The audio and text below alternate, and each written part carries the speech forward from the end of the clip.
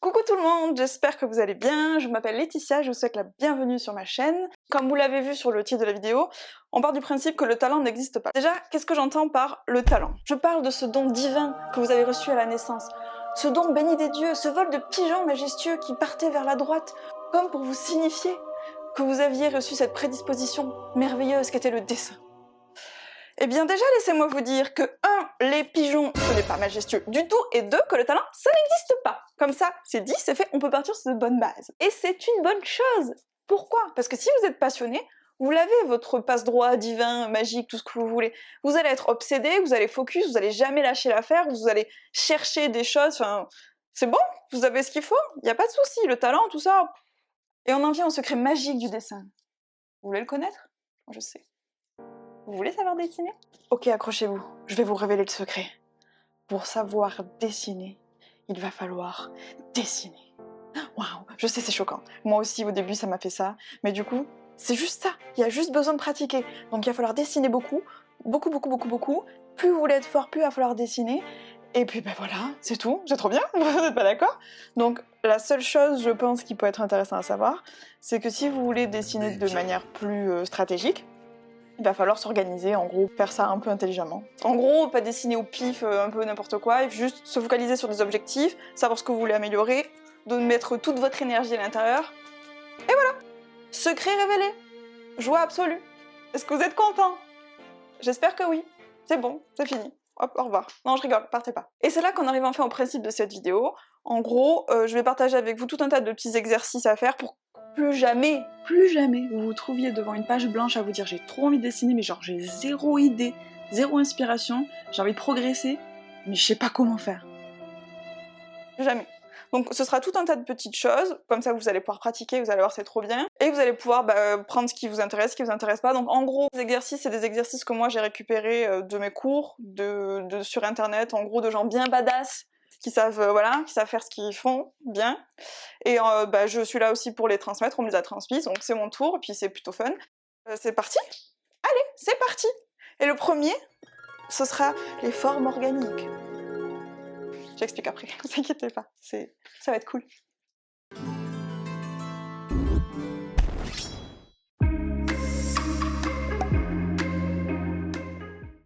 Alors, les formes organiques, qu'est-ce que ça donne? Bien, ça donne ce genre de choses, ces espèces de patatoïdes. Alors, vous allez vous demander, mais à quoi ça sert ce truc? C'est très étrange. Alors, faut pas se formaliser, effectivement, ça ressemble pas à grand chose vu comme ça. En fait, c'est super pratique. Ça permet déjà de s'entraîner pour les volumes. Et les volumes, on sait que c'est la base du dessin. Hein. Si vous avez pas de volume, c'est plat. Et du coup, c'est pas bien, je suppose. Et ensuite, en fait, une fois que vous avez ces volumes, c'est plus facile pour poser dessus les ombres, les lumières. Si vous avez des textures, des motifs, tout ça, vous avez juste à suivre votre grille, en fait. Et donc ce genre de forme, en fait, c'est plus des choses liées à la nature, à la végétation. C'est pour ce genre d'éléments qu'on utilise des formes organiques. Après, il y a tout ce qui est forme géométrique de base, que peut-être je ferai une petite vidéo là-dessus plus tard, mais en tout cas, c'est pas le sujet. Donc voilà, les formes organiques, c'est ça. Alors, comment ça fonctionne? Vous allez voir, c'est relativement simple. Donc, première étape, on fait une forme, une patatoïde. Là, on va partir sur quelque chose de très très simple. Ensuite, on fait une ligne de direction. Bon, là, je la mets au milieu. Donc, en gros, l'idée de base, en fait, c'est comme si vous aviez votre ligne de direction ici, et autour, vous avez des ellipses qui viennent s'enrouler.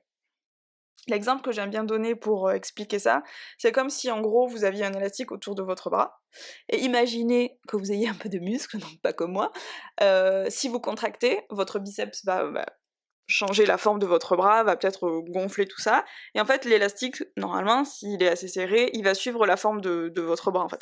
Là c'est un peu le même principe. Donc on va venir appliquer ça sur notre silhouette basique qu'on a choisie au début. On va venir mettre des ellipses. Là je vous les montre en transparence pour que vous compreniez bien le système, mais après il n'y a pas besoin de faire ça, sauf si vous en avez besoin pour comprendre. Donc on va repasser, et ça y est, vous avez votre première forme organique. Félicitations! Donc en gros, pour une même silhouette, pour la même forme, grâce à ces grilles, vous avez la possibilité de faire différents volumes, et c'est ça qui est trop bien, c'est qu'en fait, c'est vraiment ces lignes-là qui vont montrer votre forme, à quoi elle ressemble vraiment en volume, Qu'est-ce que c'est? Est-ce qu'elle a des creux? Est-ce qu'elle a des bosses? Est-ce qu'elle est vraiment toute ronde? Et c'est grâce à ce guide-là que vous allez pouvoir avoir cette information.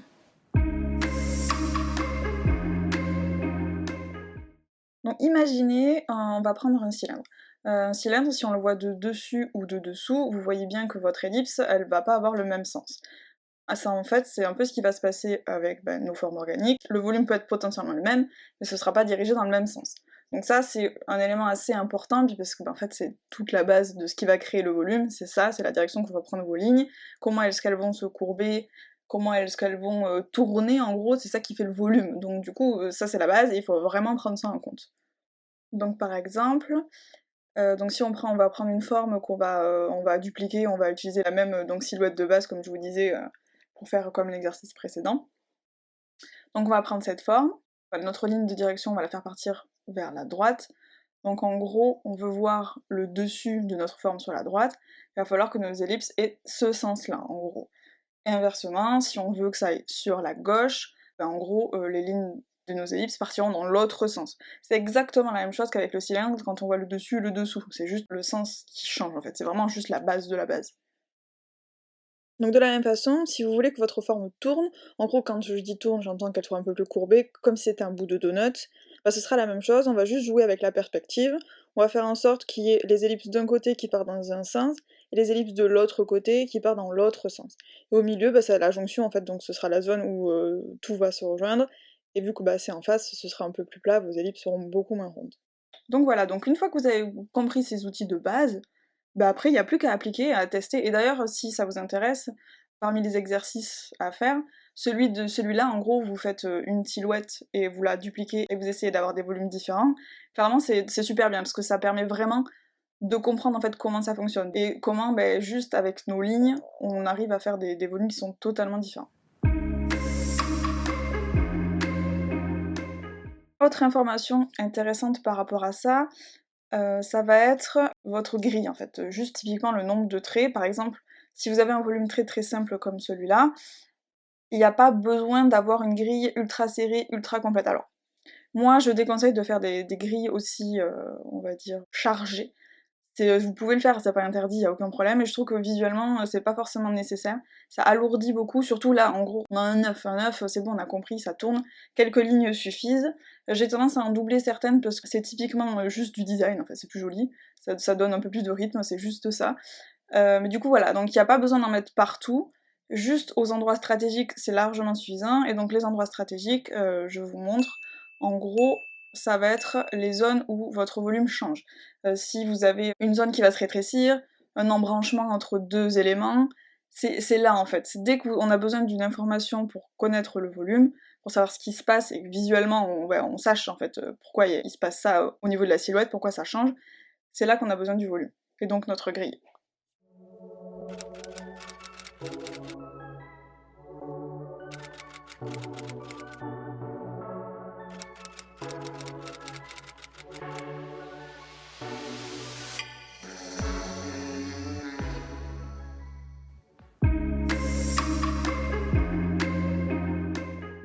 Donc dernière information concernant la grille, je vous conseille d'essayer de faire attention au début, surtout après ce sera plus facile, mais la façon dont vous faites croiser vos lignes en fait. Si vous partez un peu dans tous les sens et vous dites ah j'aimerais bien prendre cette direction, puis finalement celle-là là, et partir un peu de n'importe comment, ça peut créer des choses un peu confuses, d'espèces de triangles, des trucs comme ça.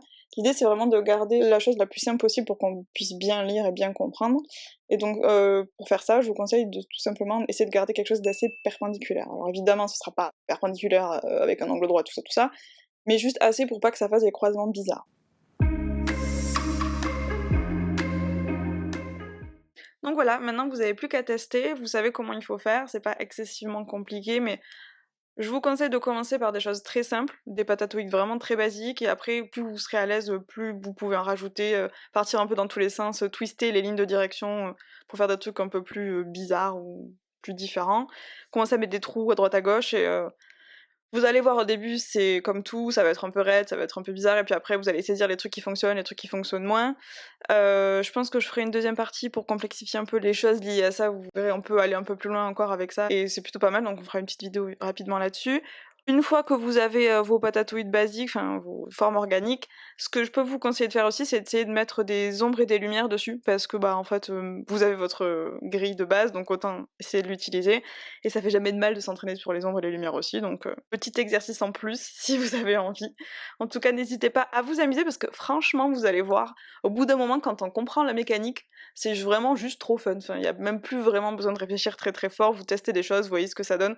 C'est vraiment plus pour habituer votre cerveau et votre main à faire des choses en volume plutôt que vraiment créer la forme parfaite. On n'a rien à reconnaître de toute façon, donc vous pouvez pas vous louper, c'est pas possible, vraiment.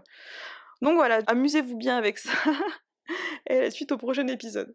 Voilà, ce sera tout pour cette vidéo, j'espère que vous avez apprécié, que vous avez appris quelques trucs, que vous avez eu beaucoup de fun, parce que c'est aussi le but, hein, on est là pour dessiner, pas pour souffrir. N'hésitez pas à dire en commentaire ce que vous êtes en train de dessiner, sur quoi vous vous focalisez, quelle est la chose que vous êtes en train d'apprendre avec passion, enfin avant d'arriver sur cette vidéo de faire des formes organiques, évidemment. Je vous dis à bientôt, passez une bonne... je sais pas ce que c'est que vous passez, amusez-vous bien, dessinez plein de trucs, et à la prochaine!